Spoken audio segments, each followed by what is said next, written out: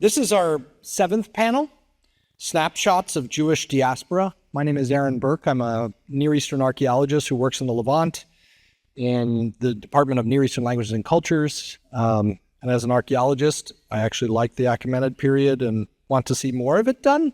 So I'm also delighted at the intersection of biblical studies, archaeology, and Achaemenid history. So it's wonderful to be with you today. We have 3 talks to get through in this session, although I understand I have a little bit longer runway to go a little longer with our Q&A, so we'll get started right away.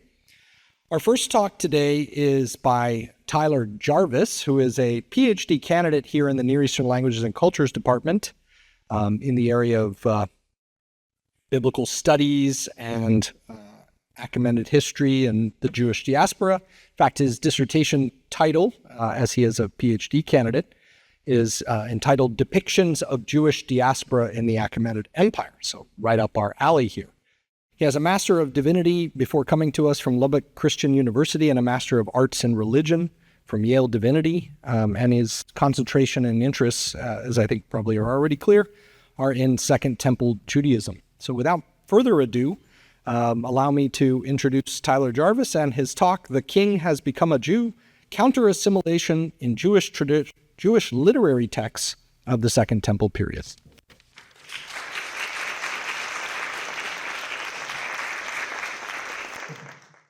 Thank you, Professor Burke, and the organizers of the committee. I'm in a really fun situation in which all 4 members of my dissertation committee are not only here, but have presented at this conference. And so I think this should count as a dissertation defense, to be honest. But I guess I can keep writing. Is this my remote? Oh, good. That's my remote. All right.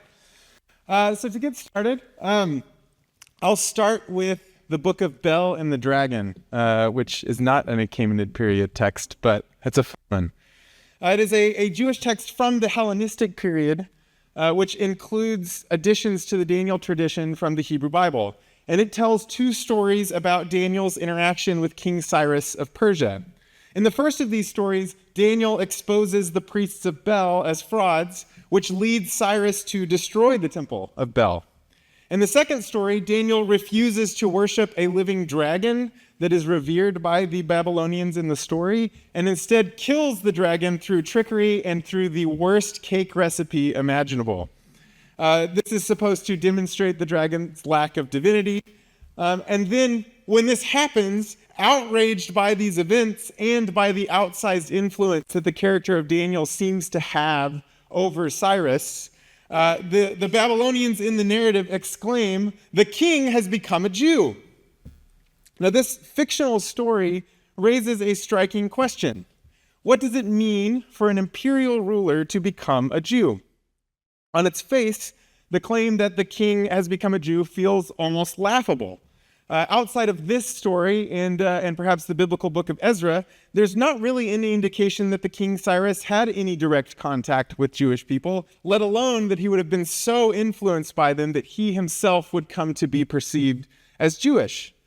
But as far-fetched as the idea might be that Jewish communities had a Judaizing effect on the imperial rulers of the Persian Hellenistic periods, this is a trope that appears with remarkable frequency within Second Temple period Jewish literature and indicates, I think, a widespread trend of Jewish authors and communities reflecting on Jewish identity and on Jewish influence in imperial contexts. While the Babylonians in Bel and the Dragon accuse Cyrus of having become a Jew, other Second Temple texts take this idea even further, portraying imperial figures not just as sympathetic to Judaism, but as fully integrating aspects of Jewish identity into their own frameworks. So the portrayal of dominating cultures adopting attributes or identity markers of minority groups is a phenomenon that really has not been widely studied, especially in the fields of Second Temple Judaism and Hebrew Bible. But in the few studies that I've seen, it's been referred to in sociological studies as either counter-assimilation or reverse assimilation. I'm opting to use the term counter-assimilation today because reverse assimilation sometimes also refers to the practice of like assimilated groups reclaiming aspects of their identity. So I'm sticking with counter-assimilation today. As I said, this phenomenon has gone largely uncommented on within the fields of Jewish studies, though it appears with remarkable frequency within Jewish literary texts of the Second Temple period. And we will undertake a survey of some of those texts in a few minutes. But across biblical and apocryphal and historical writings, these depictions reflect a consistent pattern in which Jewish writers portray imperial power as being reconfigured or recontextualized through adoption of aspects of Jewish identity. And this is not just a mere narrative curiosity that happens in one or two texts. I think counter-assimilation reflects deeper identity and political concerns within Second Temple Judaism. These stories, which begin to appear in the maybe early Hellenistic period, perhaps late Achaemenid period, depending on how you date texts, which I don't want to do today, this reflects, I think, the imperial context in which Jewish identity begins to develop. And its longevity, I think, reflects the looming impact of the Achaemenid court upon the Jewish people throughout the Second Temple period, whether in the land of Yehud or throughout the diaspora more broadly. This influence, I think, is most noticeable in texts like Isaiah 44 and 45, where the author of Deutero-Isaiah describes the Persian king Cyrus as the one who will accomplish all the desires of God, even going so far in Isaiah 45:1 to call Cyrus God's Messiah or God's anointed one. Though this text itself does not actually ascribe any particularly Jewish attributes to Cyrus, the adoption of Cyrus by the Jewish God gives Cyrus a unique place in the Hebrew Bible as the only non-Jewish ruler to be considered anointed. Perhaps this anointing is tied to Cyrus's reputation as the king who allowed the Jewish people to return from exile and to rebuild the temple in Jerusalem. This imagination of Cyrus as the one who is chosen by God to work for the benefit of God's people may function as a way for Jewish communities to recognize the authority of the imperial administration and the reality of their existence within the imperial framework, while also finding ways to literarily subjugate the empire to their God and, in a roundabout way, to themselves. Throughout the Second Temple period, the literary subjugation of empires, what we're calling counter-assimilation, develops into a broad literary and ideological trend that appears across a variety of genres and historical contexts. To demonstrate the role of counter-assimilation in Second Temple Jewish texts, we will begin by outlining key theoretical frameworks for understanding assimilation, identity formation, and imperial power in the Second Temple period literature. And then we will then survey a range of texts that depict counter-assimilation, demonstrating how imperial figures are shown adopting Jewish identity for political, theological, or ideological reasons throughout the Second Temple period. Finally, we will consider how these portrayals contribute to broader discussions of Jewish identity in imperial contexts. To fully understand how counter-assimilation functions within Second Temple literature, I think it's necessary to first consider broader theories of assimilation, identity formation, and imperial power, and how they impact scholarly interpretations of these texts. In a foundational article that's been referenced at least a half dozen times in this conference, this article by W. Lee Humphreys, he discusses the Jewish court narrative that was common to this period, citing Esther and the Joseph narrative, as well as the book of Daniel, as being a lifestyle for diaspora, or essentially how Jewish communities could positively engage with the imperial structures in order to survive and thrive in diaspora. More recent work, drawing on post-colonial theory, has argued that these texts depict subversive rather than cooperative relationships between the Jewish people and the empire. In some cases, like we see with the Belshazzar narrative in Daniel 5, hostility towards imperial rule is overt, even brazen. But in other cases, the hostility is toned down to maybe a mocking or maybe even, well, we'll just say complex. And when I say that, I'm referring to the other episodes in the book of Daniel or the portrayal of Ahasuerus in the book of Esther, where imperial rulers are not necessarily portrayed as malicious all the time, as much as they are portrayed as foolish and easily manipulatable, so that the Jewish heroes of the stories are able to skillfully navigate these structures that exist in a way that is favorable for the characters in the stories and for the Jewish people more broadly. The reality is that relationships between Jewish communities and the empires in which they resided were, I think, way more complex than simply being either mutually productive or totally subversive. And the literature produced under these empires often included both positive and negative interactions with the empire. The texts from the Second Temple period reflect a hybridity of identity which allowed for Jewish communities to both embrace the influence and opportunities of the empires in which they lived, and also to grapple with the implications of identity loss and colonization. This is something that John Barclay calls using and refusing. And what he means by that then is even texts which emphasize resistance to assimilation and resistance to a loss of distinctive Jewish identity tend to take on at least some aspects of the culture or the empire that they are resisting. Daniel and his friends adopt and utilize their new Babylonian names and language, often to their advantage, but they hold the line on certain other markers, even when it comes at risk to their own lives. Esther hides her Jewish identity throughout the process of her elevation to the position of queen and navigates the Persian system masterfully until she's able to deploy her Jewish identity most effectively by announcing it to Ahasuerus and Haman at her banquet. The writer of 2nd Maccabees, I love this example, rails against the symptoms of Hellenization throughout the book, but he does so in a skillful Greek prose. Thus, Jewish resistance to assimilation is couched in markers of the empires whose influence they seek to resist, and I would say often self-consciously so. The impact of imperial cultures on Jewish literary texts, however, should not be seen as a loss of Jewish identity, but the creation of a hybrid identity wherein the colonized group, in this case Jewish communities, are integrated members of the imperial structure, but in a way that creates differentiation from the dominating culture, one that renders these Jewish communities both as belonging to the imperial system and also identifiably Jewish.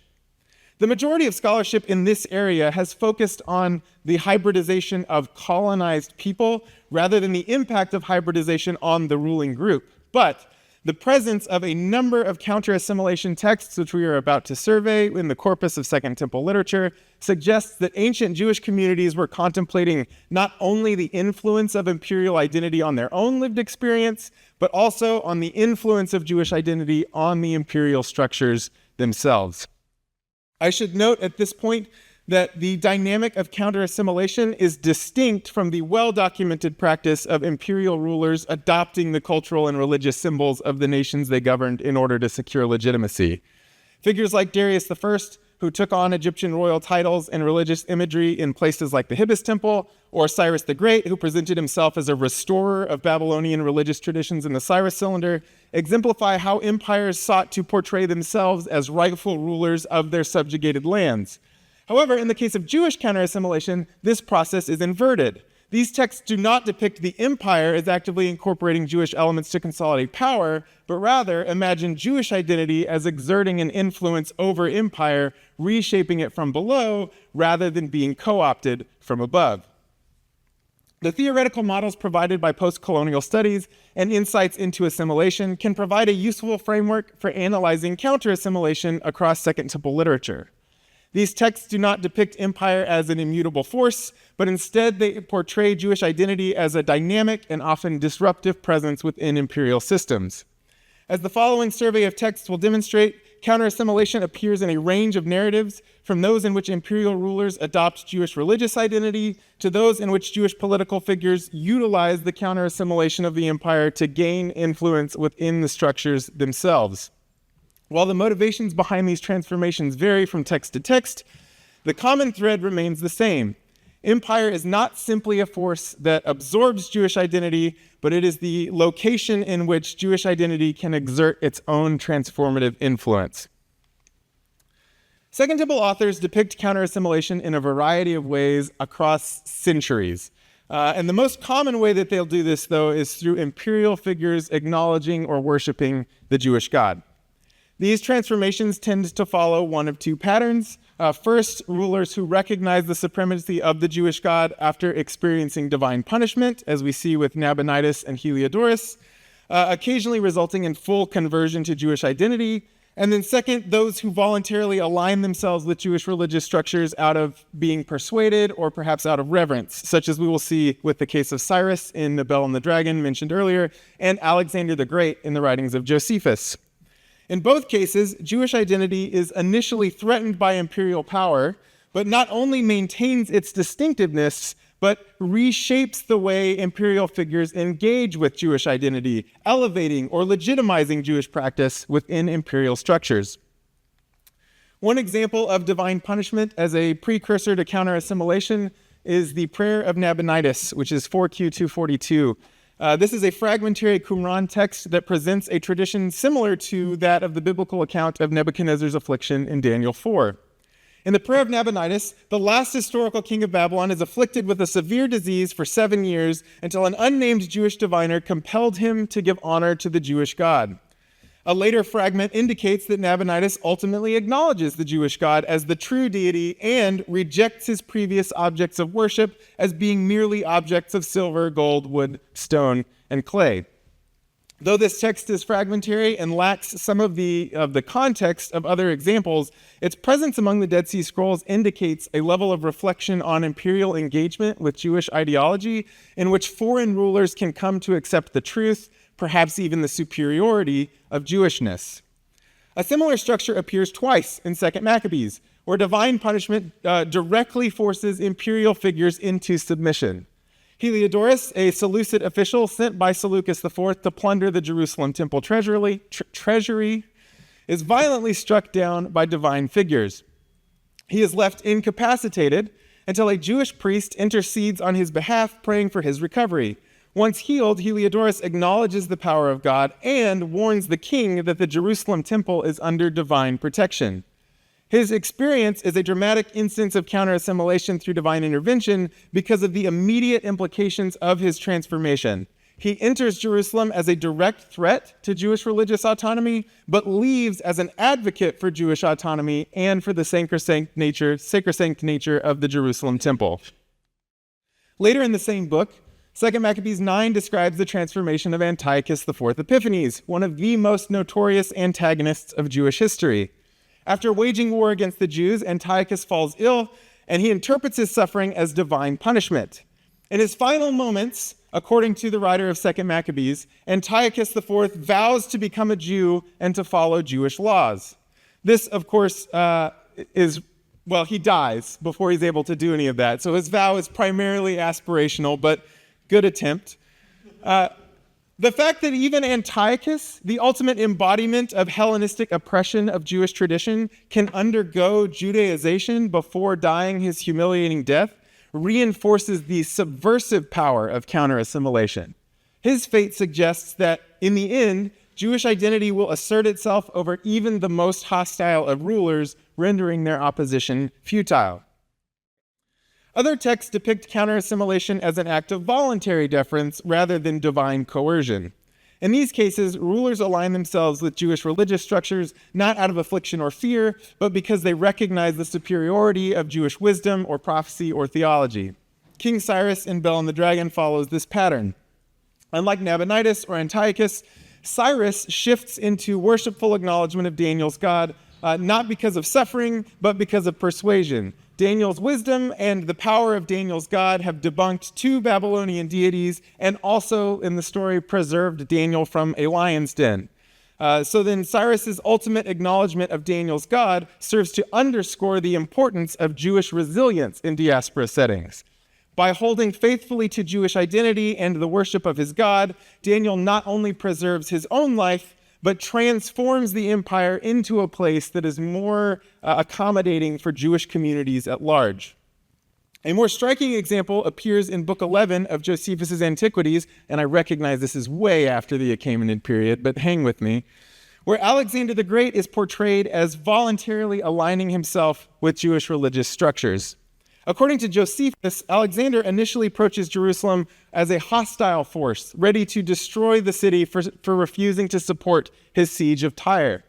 However, upon meeting the high priest and seeing him in his priestly garments, Alexander is overcome with reverence. When the high priest then shows him the book of Daniel, allegedly prophesying Alexander's rise to power, Alexander undergoes a transformation. And instead of destroying the city, he enters the temple and offers sacrifices at the temple to the Jewish god under the direction of the high priest.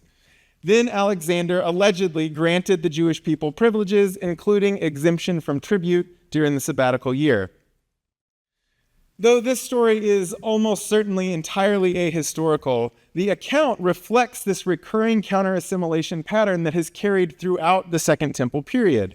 Powerful rulers, originally positioned as external threats, ultimately recognizing Jewish distinctiveness and voluntarily integrating aspects of Jewish identity into their imperial framework. Josephus' treatment of Alexander also serves to anchor Jewish religious practice as having been accepted and even partaken in by the revered historical figure of Alexander the Great. Thus, counter-assimilation in this particular case also serves to legitimate Jewish ways of life to Josephus' non-Jewish readers. Now, some texts depict counter-assimilation not just as an imperial transformation, but as a phenomenon that is directly tied to Jewish political ascendance. In these narratives, imperial figures take on aspects of Jewish identity at the same time that Jewish characters are rising to prominence within imperial structures. And the book of Esther and the court narratives in the book of Daniel provide two of the clearest examples of this pattern. As Jewish protagonists move into positions of power, the ruling authorities adopt elements of Jewish identity. We see this first in the book of Esther. After Haman's decree threatens Jewish survival within the empire, Esther and Mordecai orchestrate a dramatic reversal, which results not only in Mordecai's rise to power, but Esther 8:17 also records that many of the people of the land were turning themselves into Jews. I would love to talk more about what the meaning of the Hebrew word mityahadim is and the scholarly debate around how it should be understood. But for the sake of time, I will simply point out the significance of the reversal happening in this moment. Though the narrative conflict of Esther begins with Haman seeking to eliminate Jewish identity from the empire, the conflict ends with Jewish identity expanding instead.